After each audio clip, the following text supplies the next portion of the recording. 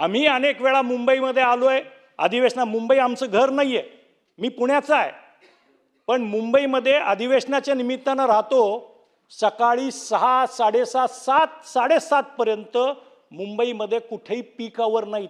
सकाळी 6 वाजता वाहतुकीच्या मध्ये पायलट अडकले आणि त्याच्यामुळं नवीन पायलट आणि क्रू बदलण्यात आला। हेच मुळी संशयास्पद वाटतंय अध्यक्ष महोदय। त्याच्यामुळं याच्यामध्ये अतिशय मोठी संशयाची सुई त्या दिशेने फिरते की हे पायलट का बदलण्यात आले, याचं उत्तर आम्हाला मिळालंच पाहिजे अध्यक्ष महोदय। अध्यक्ष महोदय, खरं तर 293 चे अनेक प्रस्ताव आज एकत्र झालेत। अध्यक्षांनी पटोले साहेब ऑलरेडी डिक्लेअर करून गेलेले आहे की सगळे प्रस्ताव एकत्रितरित्या चर्चेला आहेत। आता जे तालिकेवर अध्यक्ष आहेत ते जोपर्यंत वेगळा निर्णय देत नाही तोपर्यंत माझ्यासारखा माणूस तरी असं समजून चालेल की तिथून चेअरनी जे सांगितलंय ते खरं आहे। अध्यक्ष महोदय, जलसंपदा विभागाचा विषय आहे। आजचीच घटना माझ्या मतदारसंघात घडलेली, मगरपट्ट्याच्या मागच्या बाजूला जलसंपदाचा कॅनॉल फुटलेला आहे आणि संपूर्ण मगरपट्टा परिसराला तलावाचं स्वरूप आलेलं आहे। अधिकारी त्यांच्या परीनं त्या ठिकाणी प्रयत्न करतायत, बुजवायचा प्रयत्न चालू आहे, पण अनेकांच्या घरामध्ये पाणी घुसलंय। गेल्या 8 दिवसात ही घडलेली माझ्या मतदारसंघातली दुसरी घटना आहे। त्याच्यामुळे माझी आपल्या मार्फत विनंती आहे की हे सगळे ज्यांच्या घरामध्ये पाणी घुसलंय त्यांचे पंचनामे होत, का तो कॅनल फुटला आणि एवढं करोडो लिटर पाणी वाया गेलं। एका बाजूला आपण असं सांगतोय की पुढच्या काळामध्ये पावसाचं प्रमाण हे महाराष्ट्रामध्ये कमी राहील, आपल्याला पाणी वाचवलं पाहिजे। दुसऱ्या बाजूला असा हलगर्जीपणामुळं जर करोडो लिटर पाणी वाया जाणार असेल तर अध्यक्ष महोदय याच्याकडं लक्ष देण्याची गरज आहे। मी आपल्या मार्फत शासनाला मागणी करतो की या सगळ्याची पाहणी करावी, चौकशी व्हावी। अधिकाऱ्यांचा याच्यामध्ये काही दोष नाहीये, ते बिचारे तिथं काम करतायत, पण ज्या नागरिकांना याच्यामुळे त्रास झालाय त्यांना भरघोस अशी मदत त्या ठिकाणी शासनाने केली पाहिजे, अशी माझी आग्रही मागणी आहे। अध्यक्ष महोदय,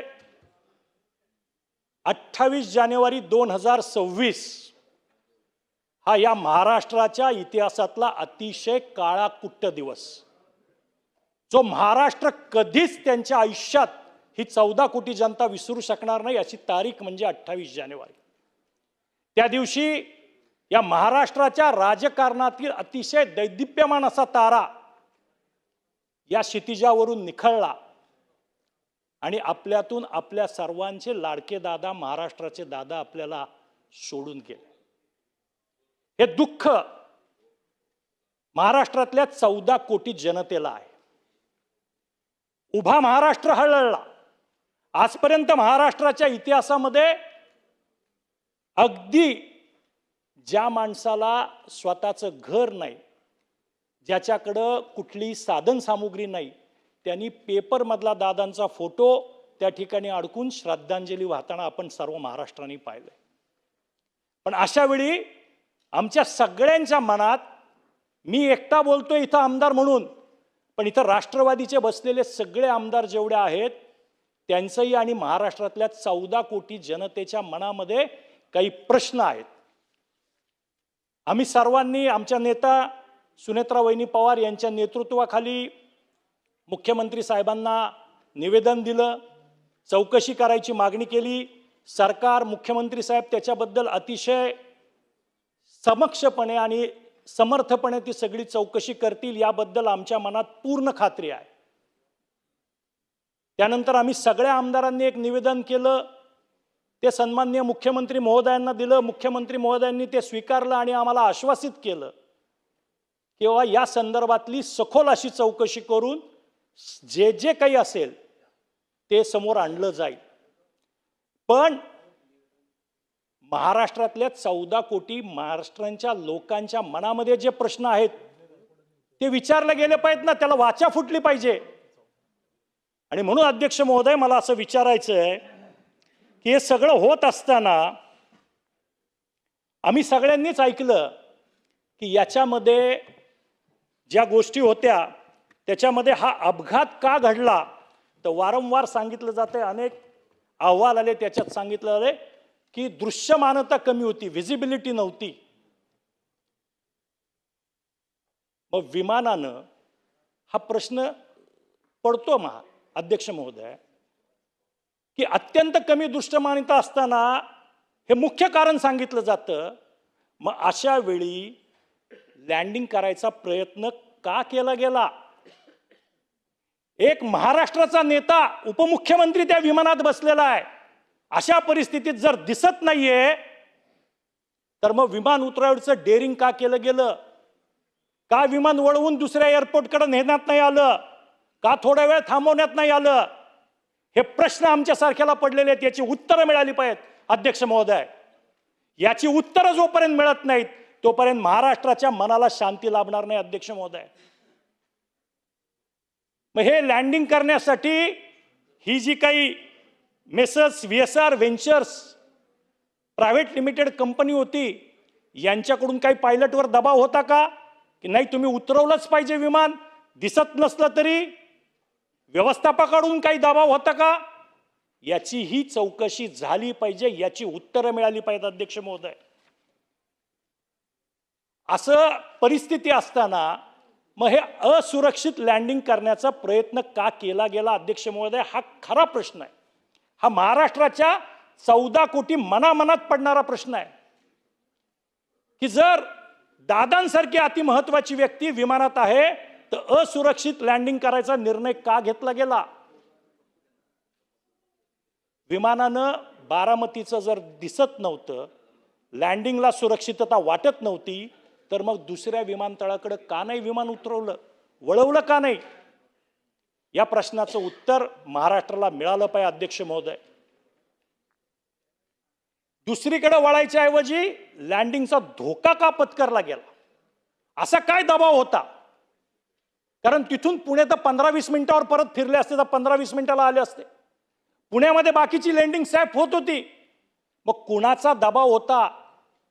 का तिथं उतरवण्याचा प्रयत्न केला गेला? का जबरदस्तीने लँडिंग करायचा प्रयत्न केला गेला? हे समजलंच पाहिजे अध्यक्ष महोदय. अध्यक्ष महोदय, सांगितलं काय जातं की बाबा विमानाची ह्या अपघाताची मालिकेच्या बाबतीत काय सांगतं की विमानाचा अप्रोच जो होता तो एका दिशेने होता. विमान रनवेच्या पासून विचलित झालं. काही लँडिंग होताना झाडाला किंवा इतर कशाला धडकलं गेलं. रनवेच्या डाव्या बाजूला ते गेलं, त्याच्यानंतर ते बाजूला कोसळलं आणि त्यानंतर विमानामध्ये आग लागली. ह्या सगळ्या गोष्टी सांगितल्या जातात, अनेक सगळ्यांनी ऐकल्यात, संपूर्ण महाराष्ट्राने देशाने हे सगळं पेपरमध्ये TV चॅनलवरती सातत्याने ऐकलं. याच्यावर अनेक दिवस चर्चा झाली. पण अध्यक्ष महोदय, या निमित्ताने काही प्रश्न आहेत. विमान मुंबईवरून बारामतीला जात होतं, त्याच्यासाठी विमानात जेवढं इंधन पाहिजे तेवढं होतं का त्याच्यापेक्षा अतिरिक्त भरलं होतं? मग अतिरिक्त इंधन जर भरलं असेल तर विमान डायव्हर्ट का नाही केलं? उतरवायचाच प्रयत्न का केला? रिपोर्टमध्ये हे कुठं आलंय का की इतक्या लिटर किंवा इतके गॅलन जे काही परिणाम असेल, आता आम्ही सगळे लेमॅन आहोत, पायलट क्षेत्रातले किंवा विमान क्षेत्रातले तज्ज्ञ नाही, आमदार म्हणून काम करतोय. पण जर इतकं गॅलन, त्याला परिमाण असतं गॅलनचं, इतकं गॅलन फ्यूल भरलं पाहिजे, इंधन भरलं पाहिजे, तर नक्की किती होतं? कमी होतं, बरोबर होतं का अतिरिक्त होतं? मग अतिरिक्त असेल तर अतिरिक्त का होतं? मग अतिरिक्त असताना सुद्धा लँडिंग तिथंच करायचा हट्ट का केला गेला? पुढच्या एअरपोर्टकडे का नाही गेलं? आम्हाला सगळ्यांना दादांचा स्वभाव माहिती आहे. अध्यक्ष महोदय, आदरणीय दादा इतके काटेकोर होते की थोडीशी गोष्ट जर नियमाच्या बाहेर, कायद्याच्या बाहेर जायला लागली तर दादा सांगायचे आपल्याला करायचं नाही. अशा परिस्थितीत हा हट्ट कुणी केला मग लँडिंगचा, दादांसारख्या महत्वाच्या व्यक्तीच्या वेळी? हे सगळं आम्हाला समजलं पाहिजे अध्यक्ष महोदय. आमची मागणी हीच आहे, सगळेच जण आपापल्या परीने दादांच्यासाठी प्रयत्न करतायत, पण याची उत्तरं समोर आली पाहिजेत. याच्यावरती चर्चा होतीये, सातत्याने चर्चा होतीये. महाराष्ट्राच्या मनात असंख्य वेदना आहेत आणि या वेदना सगळ्या त्याच वेळी थांबतील ज्यावेळी या सगळ्या प्रश्नांची उत्तरं आपल्याला मिळतील अध्यक्ष महोदय. त्यामुळं हा एक प्रश्न आहे की अतिरिक्त इंधन का भरलं गेलं होतं विमानात, काय गरज होती अतिरिक्त इंधन भरायची. अध्यक्ष महोदय, माझा पुढचा प्रश्न या निमित्तानं की ज्यावेळी हे विमान उड्डाण करणार होतो मुंबईकडून बारामतीकडे, त्यावेळी या उड्डाणाची सुरक्षा तपासणी ही झाली होती का, ती व्यवस्थित झाली होती का, ती कोणी केली होती, त्याचा अहवाल कुठे आहे, त्याचं सत्यही समोर आलं पाहिजे. एखादी महत्त्वाची अतिमहत्त्वाची VIP व्यक्ती, एखाद्या राज्याचा मुख्यमंत्री उपमुख्यमंत्री, अशी माणसं ज्यावेळी विमान प्रवास करतात त्यावेळी त्यांच्या विमानाची तपासणी करायची काही यंत्रणा आहे का, त्याची काही नियमावली आहे का, त्याची जबाबदारी कोणाची आहे, हे सगळंच्या सगळं आम्हाला समजलं पाहिजे अध्यक्ष महोदय. त्याच्यामुळं अध्यक्ष महोदय,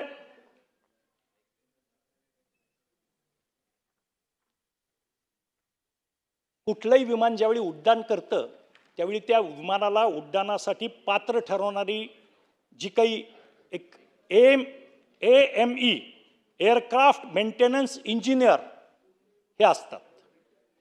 या उड्डाणाला पात्र ठरवणारा AME कोण होता, त्याचं नाव काय, कुठला व्यक्ती होता की ज्यांनी हे क्लिअर केलं की हे विमान उड्डाणासाठी योग्य आहे, त्याचं नाव का समोर येत नाही, कोण हा इंजिनियर कोण आहे, एअरक्राफ्ट मेंटेनन्स इंजिनियर कोण आहे, हे महाराष्ट्राला कळलं पाहिजे ना अध्यक्ष महोदय. विमान तेच होतं की शेवटच्या क्षणी विमान बदललं, कुठल्या विमानाला क्लिअरन्स दिला होता, कुठल्या विमानाची तपासणी झाली होती, हे सगळे गोष्टी ज्या आहेत या सगळ्या आमच्या मनामध्ये शंका करतायत अध्यक्ष महोदय. त्याच्यामुळं या सगळ्या गोष्टीचे अहवाल समोर आले पाहिजे, डिटेल अहवाल समोर झाले पाहिजेत आणि याची सखोल चौकशी झाली पाहिजे अध्यक्ष महोदय. अध्यक्ष महोदय, सगळ्यात महत्त्वाची गोष्ट जी आम्हा सगळ्यांच्याच मनाला पटत नाही, या महाराष्ट्रात सकाळी 6 वाजता कुठल्या रस्त्यावर ट्रॅफिक जॅम होतं. आम्ही अनेक वेळा मुंबईमध्ये आलोय अधिवेशना, मुंबई आमचं घर नाहीये, मी पुण्याचा आहे, पण मुंबईमध्ये अधिवेशनाच्या निमित्तानं राहतो. सकाळी 6, 6:30, 7, 7:30 पर्यंत मुंबईमध्ये कुठेही पीक आवर नाहीत, कुठेही ट्रॅफिक जाम होत नाही. मग जे नियोजित या विमानाचे पायलट होते ते असे कुठल्या ट्रॅफिक जॅम मध्ये अडकले होते की त्यांना बदलावं लागलं. शेवटच्या क्षणी हा क्रू बदलला का गेला, हा कुणाच्या आदेशाने बदलला गेला, कंपनीच्या कुणी हे आदेश दिले की क्रू बदलायचा आहे, याची सगळ्याची शहानिशा झालीच पाहिजे आणि याची सगळ्याची माहिती आम्हाला मिळाली पाहिजे अध्यक्ष महोदय. कारण सकाळी 6 वाजता वाहतुकीच्या मध्ये पायलट अडकले आणि त्याच्यामुळं नवीन पायलट आणि क्रू बदलण्यात आला, हेच मुळी संशयास्पद वाटतंय. कारण आम्ही सगळे सुद्धा रोज ट्रॅफिकमध्ये फिरतो, कुणालाही सकाळी 6 वाजता ट्रॅफिकमध्ये अडकत नाही. अडकला तर एखादा मिनिट ट्रॅफिक सिग्नलला, अर्धा तास ट्रॅफिकमध्ये अडकतो का आपण कुठे, आणि 6 वाजता कुठले ट्रॅफिक सिग्नल चालू असतात अध्यक्ष महोदय. त्याच्यामुळं याच्यामध्ये अतिशय मोठी संशयाची सुई त्या दिशेने फिरते की हे पायलट का बदलण्यात आले, याचं उत्तर आम्हाला मिळालंच पाहिजे अध्यक्ष महोदय. नाही चेतनजी, मुंबईचे 2 मंत्री आशिषजी शेलार आणि लोढासाहेब इथं आहेत. शेलार साहेब, एक गंभीर विषयावरती इथे लक्ष वेधतायत सभागृहाचं. तुम्ही मुंबईकर आहात, लोढासाहेब बी मुंबईकर आहेत, मी बी मुंबईकर आहे. त्याच्यामुळे सकाळी 6 वाजता ट्रॅफिक असतं का हे आपल्याला निदर्शन ते बोलतायत. आपण जरा लक्ष देऊन ऐका. अध्यक्ष महोदय, माझा कुणावरही कटाक्ष नाही. माझा कटाक्ष जो आहे तो त्या VSR व्हेंचर्स कंपनी आहे. कारण हे बदल शेवट त्या कंपनीचे ते सगळे कर्मचारी होते. त्या कंपनीने का बदलले आणि त्याच्यासाठी एवढं संशयास्पद कारण का दिलं, हा माझा मुख्य प्रश्न आहे अध्यक्ष महोदय. अध्यक्ष महोदय, DFDR आणि CVR याचा लॉंग फॉर्म आहे डिजिटल फ्लाईट डाटा रेकॉर्डर आणि कॉकपिट व्हॉइस रेकॉर्डर यांच्या डिकोडिंगबद्दल काय माहिती आहे, त्याची अद्ययावत माहिती काय आहे, ही संपूर्ण महाराष्ट्राच्या समोर आली पाहिजे अध्यक्ष महोदय.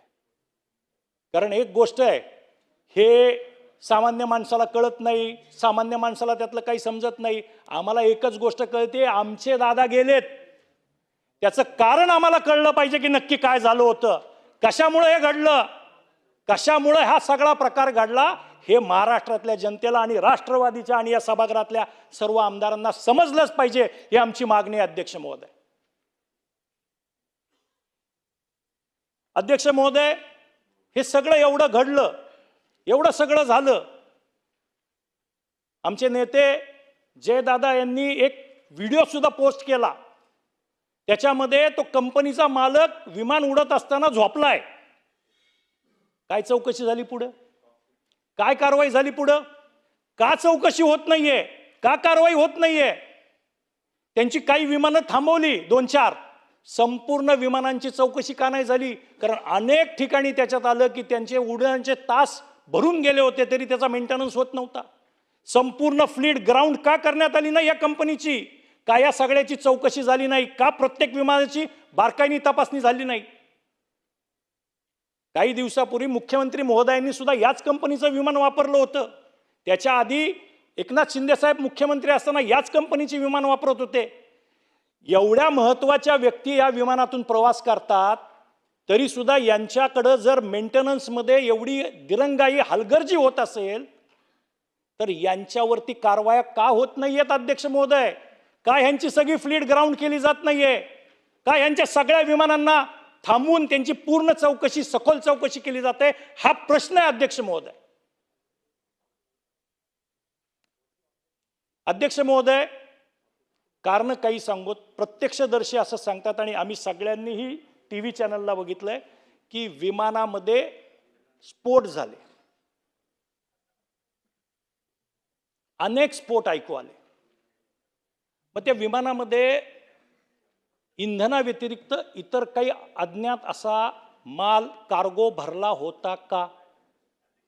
आधी स्फोट झाले, लोकांचं म्हणणं आहे, आम्हाला स्फोटाचे आवाज ऐकू आले. शेवट प्रत्यक्षदर्शी जे सांगतायत, तिथले राहणारे गोजूबावीचे नागरिक, पत्रकार त्यांचे सगळ्यांचे इंटरव्ह्यू घेत आहेत, ते ऑन कॅमेरा सांगतायत. मग असं काय त्याच्यामध्ये अज्ञात असा माल भरलेला होता, कार्गो भरलेला होता की ज्याच्यामुळे हे सगळ्या गोष्टीचे स्फोट झाले. याच्या संदर्भात काय, कोण खुलासा करणार, कधी खुलासा करणार, महाराष्ट्राच्या जनतेला याचं उत्तर कधी मिळणार. अध्यक्ष महोदय, आज आपल्या मार्फत आमची मागणी आहे की ही चौकशी तडीला लावली पाहिजे, या सगळ्या प्रश्नाची उत्तरं आम्हाला मिळली पाहिजे. अध्यक्ष महोदय, दादांच्या उपमुख्यमंत्री असताना ते विमान प्रवास करणार होते. माझी अशी मागणी आहे, माझी आपल्याकडं विचारणा आहे की ह्या सगळ्या जेव्हा मोठे सगळे VIP ज्यावेळी जातात त्यावेळी त्यांच्या विमानाची तपासणी करण्याची किंवा त्याचं काही करण्याची कुठली यंत्रणा शासकीय आहे का. असल्यास अजितदादांचं विमान ज्यावेळी नियोजित हा प्रवास करणार होतं त्यावेळी सरकारी यंत्रणांनी त्या सगळ्याची तपासणी केली होती का. त्यांनी काय त्याच्यात फाइंड आउट केलंय त्याची माहिती सांगा ना आम्हाला अध्यक्ष महोदय. कारण एवढे अतिमहत्वाच्या व्यक्ती ज्यावेळी जातील तेव्हा मला असं वाटत नाही की आपण काहीच करत नसतो. त्या कंपनीकडून किंवा त्या एजन्सीकडून किंवा तिथल्या त्या इंजिनियरकडून कसलेच आपण अहवाल पडताळून पाहत नसू. आणि असं जर असेल दुर्दैवानं तर हे अतिशय गंभीर आहे. हे बघितलं गेलं पाहिजे ना, हे सगळं आपली यंत्रणा पाहिजे ना. त्याच्यामुळे याच्यावरती खुलासा झाला पाहिजे अध्यक्ष महोदय. ही माझी आपल्याकडं आग्रही मागणी, आमच्या सर्व आमदारांच्या वतीनं आग्रही मागणी. आता या VSR कंपनीवरती का कारवाई होत नाही, का उशीर होतोय.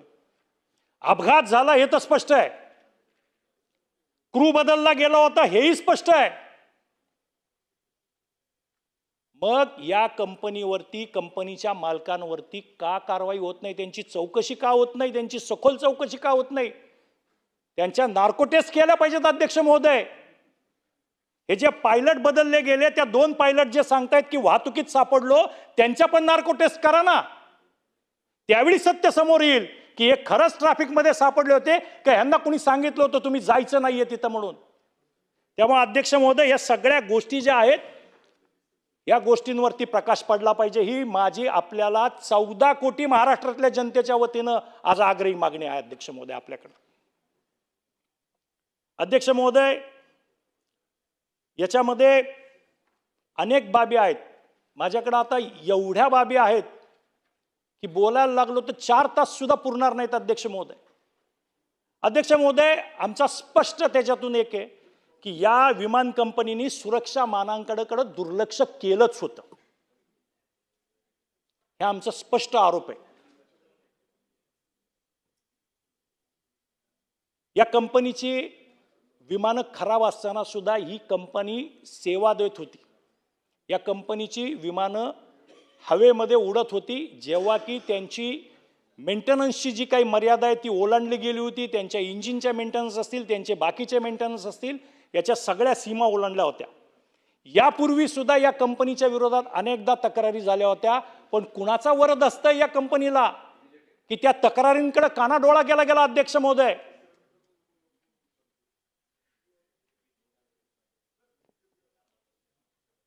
एव्हिएशन सर्टिफिकेट असतं की तुमचं विमान फिट आहे, वैध आहे की नाही याच्या संदर्भातलं. अध्यक्ष महोदय, हे ज्या अपघात झाला ज्या विमानाचा, अपघाताच्या वेळी ह्याचं सर्टिफिकेट वैध आहे की नाही याची स्पष्टता सुद्धा नाही अध्यक्ष महोदय.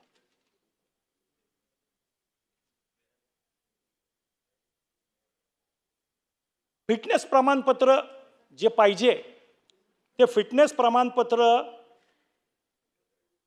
इंजिनियर्सवर कंपनीने दबाव तर दिला नव्हता ना की फिटनेस सर्टिफिकेट दे, कारण त्याची मेंटेनन्सच झाला नव्हता तरी फिटनेस सर्टिफिकेट कसं काय? मग या कंपनीच्या मालकांनी दबाव आणला होता का इंजिनियर्सवर की तुम्ही खोटं बनावट बोगस सर्टिफिकेट द्या, आमचा धंदा चालला पाहिजे? अरे तुमचा धंदा झाला पण इथं महाराष्ट्राचं किती आणि देशाचं नुकसान झालं. सुरक्षा नियमांचं उल्लंघन तर ही कंपनी वारंवार करत होती. खराब हवामान असताना तर ATCने सांगितलं पाहिजे की तुम्ही लँडिंग करू नका, तरी लँडिंगचा प्रयत्न. जर आपल्याला सगळ्यांना माहिती आहे क्लिअरन्स दिला गेला नाही तर विमानाचं लँडिंग होत नाही, उड्डाण होत नाही, लँडिंग होत नाही. समजा मुंबईत हवामान चांगलं होतं असं गृहीत धरू, पण बारामतीला हवामान चांगलं नव्हतं, तर मग ही परमिशन कशी काय दिली गेली? ग्राउंडवर जे काम करत होते त्यांनी सुद्धा ही परमिशन कशी दिली हा पण एक मोठा प्रश्न तयार होतो अध्यक्ष महोदय. त्यांना माहिती होतं की विमानात प्रवासी कोण आहेत, कुठल्या कंपनीचं विमान येत आहे, हे असताना सुद्धा ही परमिशन कशी दिली गेली याचाही खुलासा झाला पाहिजे, याचाही शोध लागला पाहिजे, याचाही तपास झाला पाहिजे अध्यक्ष महोदय. आता इतक्या तक्रारी आल्यात तरी सुद्धा आपण मात्र त्या कंपनीवरती का मेहरबान आहोत हे आम्हाला कळत नाही. असं घडल्या पहिल्यांदा त्या कंपनीला ब्लॅकलिस्ट करायला पाहिजे होतं आणि मग चौकशी झाली पाहिजे होती. पहिल्यांदा त्यांना ब्लॅकलिस्ट करायला पाहिजे होतं अध्यक्ष महोदय. पण अद्याप सुद्धा त्या कंपनीला ब्लॅकलिस्ट केलेलं नाही. अद्यापही ती कंपनी सर्व्हिस पुरवते. अजून कुणाचा जीव जाण्याची वाट बघताय का आपण? परत काही हादसा घडला, घातपात झाला, अपघात झाला तर कोण जबाबदार? अध्यक्ष महोदय, त्याच्यामुळे या सगळ्या गोष्टीमध्ये लोकांच्या मनात विविध प्रश्न आणि संशयाचं हलकल्लोळ झालेलं आहे. याची उत्तरं आम्हाला मिळली पाहिजे. आता हा एक झाला सगळा कंपनीचा भाग. याच्यामध्ये हा खरंच अपघात आहे की घातपात आहे याच्याही काही संशयास्पद बाबी आहेत अध्यक्ष महोदय. अध्यक्ष महोदय, पहिली गोष्ट, तपासाला विलंबच का होतोय? एखाद्या गोष्टीच्या तपासाला विलंब व्हायला लागला की लोकांच्या मनात असं यायला लागतं की याच्यामध्ये कुठेतरी काळबेरा आहे. त्याच्यामुळं तपासाला विलंब का होतोय हा प्रश्न सगळ्यांनाच पडतोय अध्यक्ष महोदय. अध्यक्ष महोदय, सुनेत्रा वहिनींनी आणि पार्थ दादांनी आम्हाला दादांच्या त्या प्रवासातल्या ज्या काही दादांच्या वस्तू होत्या त्या दाखवल्यात. आम्ही सगळेच आमदार देवगिरी बंगल्यावर होतो. दादांचे मोबाईल सुस्थितीत आहेत, फुटलेत, स्क्रीन फुटल्यात. जर मोबाईल सुस्थितीत आहेत तर अतिशय सेफ ठेवण्यात आलेला ब्लॅक बॉक्स खराब झाला, याच्यावर कुणी विश्वास ठेवा? शेंबडं पोरगं पण ठेवणार नाही अध्यक्ष महोदय. जर ब्लॅक म्हणजे दादांचे मोबाईल, आणि आम्ही सगळे ते मोबाईल ओळखतो, दादांकडे जेवढे मोबाईल होते, दादांच्या हातातलं घड्याळ सुस्थितीत आहे आणि तुम्ही सांगताय ब्लॅक बॉक्स जळाला. कोण विश्वास ठेवणार अध्यक्ष महोदय याच्यावर? आणि कसा विश्वास ठेवा महाराष्ट्राने? त्यामुळे या सगळ्याचं सखोल चौकशी होऊन हे आमच्या समोर आलंच पाहिजे अध्यक्ष महोदय. हे आमच्या सगळ्यांची आग्रही मागणी आपल्याकडं. रडार सिग्नलवरून काही वेळ विमान गायब झालं होतं. कसं झालं? रडारशी सिग्नल का गायब झाले? असं काय घडलं की रडारवरून विमान गायब झालं? काही मिनिटं झालं त्याच्यापूर्वी काय घडलं होतं असं नक्की? मग हे गायब होण्यासाठी कुणी त्याचे काही सिग्नल बंद केले, जाम केले, काय केलं अध्यक्ष महोदय? आम्हाला त्यातलं काही फारसं कळत नाही. पण सर्वसामान्य माणसाच्या मनात हे प्रश्न पडलेत ना की एखादं विमान हे रडारवरून नाहीसं कसं होऊ शकतं अचानक काही मिनिटं? काय घडलं होतं असं? कशामुळे ते नाहीसं झालं? कारण आम्हाला कळतं की रेडिओ तरंग असतात, ते रेडिओ तरंग तिकडं जातात, ते अँटेना रिसीव्ह करतात, एकमेकाला आदान प्रदान होतं आणि तुम्ही पाहू शकता. मग हा कुणी बंद केलं होतं का आतमधून, का खालून बंद केलं? हे सिग्नल कसे जाम केले गेले याचं उत्तर कधी मिळणार आहे अध्यक्ष महोदय? अध्यक्ष महोदय, तिथले गोजूबाई मधले नागरिक सांगतात की आम्ही मोठा आवाज ऐकला, हवेतच आवाज ऐकला आणि त्याच्यानंतर विमान खाली आलं, त्याच्यानंतर विमान कोसळलं. आम्ही बघतोय अध्यक्ष महोदय, असं चाललेलं विमान एकदम असं झालं आणि असंच खाली आलं. अध्यक्ष महोदय, अनेक जण विमान प्रवास करतात, विमान किती हलू शकतं हे इथं बसलेलं. आपणही अध्यक्ष महोदय विमान प्रवास केलेला असेल. विमान थोडंसं तिरकं होतं पण 90 अंशात. मग ते नागरिक सांगतात ते खरं आहे का की आधी स्फोटाचा आवाज ऐकला आणि त्याच्यानंतर विमान तिरकं झालं आणि विमान खाली आलं? नक्की काय खरं काय अध्यक्ष महोदय?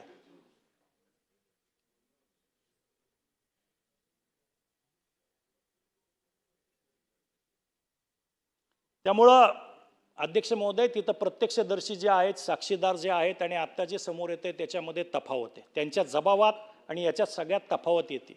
ही तफावत काय येते? आपल्या तपास यंत्रणा वेगळं सांगतायत, प्रत्यक्षदर्शी वेगळं सांगतायत, नागरिक वेगळं सांगतायत, एअरपोर्टच्या शेजारी राहणारे वेगळे सांगतायत. या सगळ्या गोष्टी वेगवेगळ्या प्रकारे समोर येत आहेत आणि त्याच्यामुळे संशयाचं धुकं अधिक दाट होत चाललेलं. असं वाटतंय महाराष्ट्रातल्या जनतेला की कुठंतरी हलगर्जीपणा होतोय. तो प्रशासनाचा होतोय, पोलिसांचा होतोय, सगळ्यांचाच होतोय, अशी एक शंका आज महाराष्ट्राच्या मनामध्ये घर करू लागलेली आहे. आणि त्याच्यामुळे याचा तपास लवकर व्हावा, विलंब होऊ नये आणि जे सत्य आहे ते समोर आलं पाहिजे. जोपर्यंत आम्हाला आमच्या नेत्याच्या या अपघाताचं सत्य कळणार नाही तोपर्यंत आम्ही शांत बसणार नाही अध्यक्ष महोदय. आम्ही तो लढा शेवटच्या क्षणापर्यंत देत राहू, शेवटच्या श्वासापर्यंत देत राहू.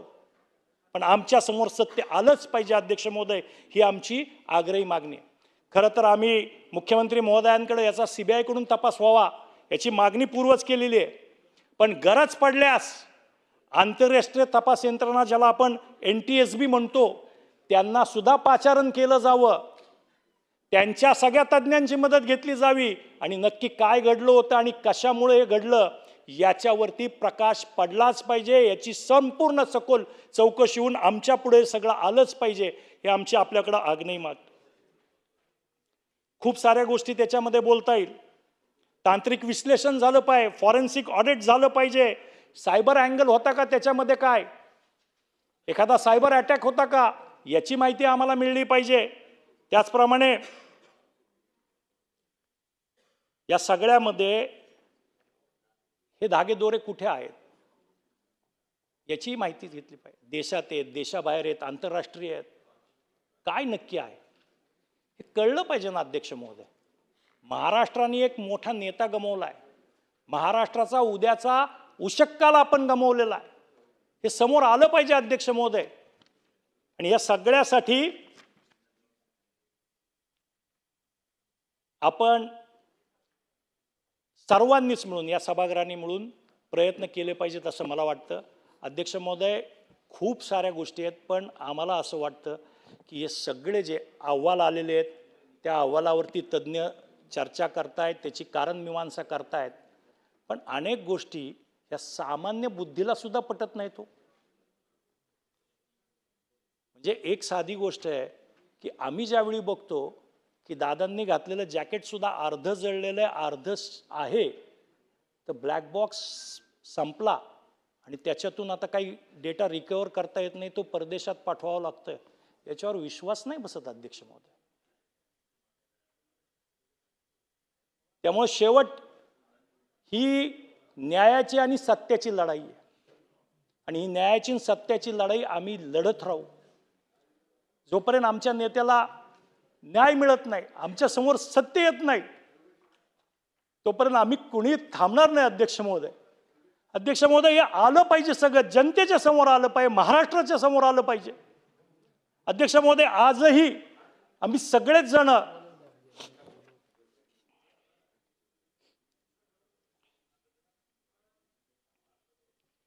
या प्रतीक्षेत आहोत.